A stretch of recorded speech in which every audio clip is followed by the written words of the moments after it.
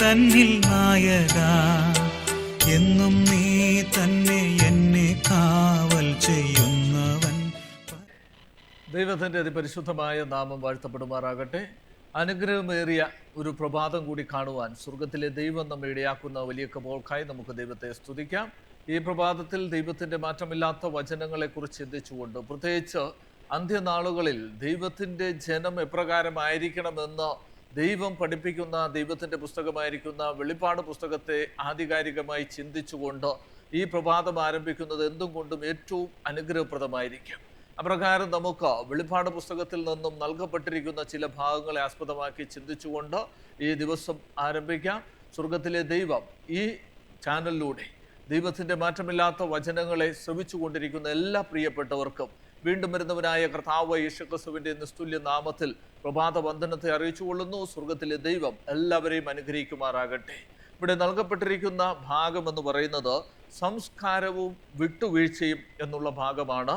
നൽകപ്പെട്ടിരിക്കുന്ന വാക്യം വെളിപ്പാട് പുസ്തകം 2-ാം അധ്യായം അതിൻ്റെ 12-ാമത്തെ വാക്യം ഇപ്രകാരം പറയുന്നു: പെർഗമോസിലെ സഭയുടെ ദൂതന് എഴുതുക, മൂർച്ചയേറിയ ഇരുവായ് തല വാൾ ഉള്ളവൻ അരുളി ചെയ്യുന്നത്. ഇവിടെ പെർഗമോസ് എന്ന് പറയുന്നതായിട്ടുള്ള സഭയ്ക്ക് വേണ്ടി സ്വർഗത്തിലെ ദൈവം ദൈവത്തിൻ്റെ പ്രവാചകനായിരിക്കുന്ന വെളിപ്പാടുകാരനായ യോഹന്നാനിലൂടെ നൽകുന്നതായിട്ടുള്ള ദൂതിനെ കുറിച്ചാണ് ഇവിടെ പറഞ്ഞിരിക്കുന്നത്.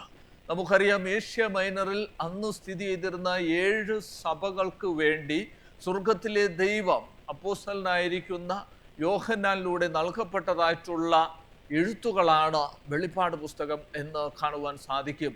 അതിലെ 2-3 അധ്യായങ്ങളിൽ രേഖപ്പെടുത്തിയിരിക്കുന്ന 7 സഭകളിൽ 3-ാമത്തെ സഭയായിരിക്കുന്ന പെർഗമോസ് സഭയെക്കുറിച്ച് ചിന്തിക്കുമ്പോൾ ആ കാലഘട്ടത്തിൽ നിലനിന്നിരുന്ന ഏറ്റവും ശ്രേഷ്ഠമായ ഒരു പട്ടണമായിരുന്നു ഈ പെർഗമോസ് എന്ന് കാണുവാൻ സാധിക്കും. ഇന്ന് നമ്മൾ ഈ ലോകത്തിലേക്ക് നോക്കുകയാണ് എങ്കിൽ നമുക്ക് കാണുവാൻ സാധിക്കും അനേകം സാംസ്കാരിക കേന്ദ്രങ്ങൾ നിലനിൽക്കുന്നതായിട്ട്. അതിൽ ആരോട് ചോദിച്ചാലും അല്ലെങ്കിൽ അറിയപ്പെടുന്നതായിട്ടുള്ള ആളുകൾ പറയുന്നത് ലണ്ടൻ അല്ലെങ്കിൽ ഇംഗ്ലണ്ടാണ് അതിൽ ഏറ്റവും മുൻഗണനയിലെന്ന് പറയുവാൻ ഇടയായിത്തീരും. എന്നാൽ അനേകം രാജ്യങ്ങളെക്കുറിച്ച് നമുക്കത് കാണുവാൻ സാധിക്കും. അമേരിക്കയിലെ വാഷിങ്ടൺ DC, അതുപോലെ ഇസ്താംബൂൾ തുടങ്ങിയതായിട്ടുള്ള പല രാജ്യങ്ങളെക്കുറിച്ച് ചിന്തിച്ചാലും ഫ്രാൻസ്, ഇറ്റലി, ഇതൊക്കെയും സാംസ്കാരികതയുടെ ഉച്ചകോടിയിൽ നിൽക്കുന്നതായിട്ടുള്ള രാജ്യങ്ങളാണ് എന്ന് പലരും അഭിപ്രായപ്പെടുന്നു. അതുപോലെ തന്നെ ഏൻഷ്യൻ്റ് അല്ലെങ്കിൽ പുരാതന കാലഘട്ടത്തിലും ഇപ്രകാരത്തിലുള്ള സാംസ്കാരിക രാജ്യങ്ങൾ, സ്ഥലങ്ങൾ നിലനിന്നിരുന്നു എന്ന് കാണുവാൻ സാധിക്കും. അതിൽ അഗ്രഗണ്യമായിരുന്നു ഈ പെർഗമോസ് എന്ന് നമുക്ക് മനസ്സിലാക്കുവാൻ സാധിക്കും. ഈ പെർഗമോസ് എന്ന് പറയുന്നതായിട്ടുള്ള സ്ഥലത്ത് എപ്രകാരം ദൈവത്തിൻ്റെ വചനം എത്തപ്പെട്ടു എന്ന് നാം ചിന്തിക്കുമ്പോൾ പൗലോസ് അപ്പോസ്തലനായിരിക്കണം അവിടെ രാജ്യത്തിൻ്റെ സുവിശേഷം എത്തിച്ചത് എന്നാണ് വിദഗ്ധർ അഭിപ്രായപ്പെടുന്നത്. എപ്രകാരമായാലും ഈ പെർഗമോസ് എന്ന് പറയുന്നതായിട്ടുള്ള ദേശത്ത് രാജ്യത്തിൻ്റെ സുവിശേഷം എത്തപ്പെടുകയും അനേകർ ക്രിസ്തുവിൽ വിശ്വസിച്ച ദൈവത്തോടൊപ്പം ചേർന്ന് വസിക്കുവാൻ ആരംഭിക്കുകയും ചെയ്തു. എന്നാൽ കാലക്രമേണ അവിടെ ഉണ്ടായതായിട്ടുള്ള വിശ്വാസത്യാഗത്തെക്കുറിച്ച് എടുത്തു കാണിച്ചുകൊണ്ട് ഈ 7 സഭകളെ കുറിച്ച് പറയുന്നിടത്ത് 3-ാമത്തെ സഭയായിരിക്കുന്ന പെർഗമോസ് സഭ, എഫെസോസ് സഭയെക്കുറിച്ച് നമ്മൾ മനസ്സിലാക്കിയപ്പോൾ നമുക്ക് കാണുവാൻ സാധിക്കും. എഫെസോസ് സഭ എന്ന് പറയുന്നത് ആധുനിക കാലഘട്ടത്തിൽ അല്ലെങ്കിൽ അപ്പോസ്തലിക അപ്പോസ്തലന്മാരുടെ സമയത്തുള്ള സഭയുടെ പരിശുദ്ധിയെ ചൂണ്ടിക്കാണിക്കുന്നു. അതിനുശേഷം പീഡനത്തെയും വിശ്വാസത്യാഗത്തിൻ്റെ കടന്നുകയറ്റലിനെയും സൂചിപ്പിക്കുന്ന സ്മിർന സഭ, അതിനുശേഷം കടന്നു വരുന്ന പെർഗമോസ് സഭയെക്കുറിച്ച് ചിന്തിക്കുമ്പോൾ ആദ്യ സ്നേഹം വിട്ടുകളഞ്ഞു എന്നൊരു കുറ്റമല്ല പറയുന്നത്, സഭ പരിശുദ്ധമാണ് എന്നല്ല പറയുന്നത്. ഇവിടെ പറഞ്ഞിരിക്കുന്നത് സഭയ്ക്ക് വിശ്വാസത്യാഗം സംഭവിച്ചു കൊണ്ടിരിക്കുന്നു.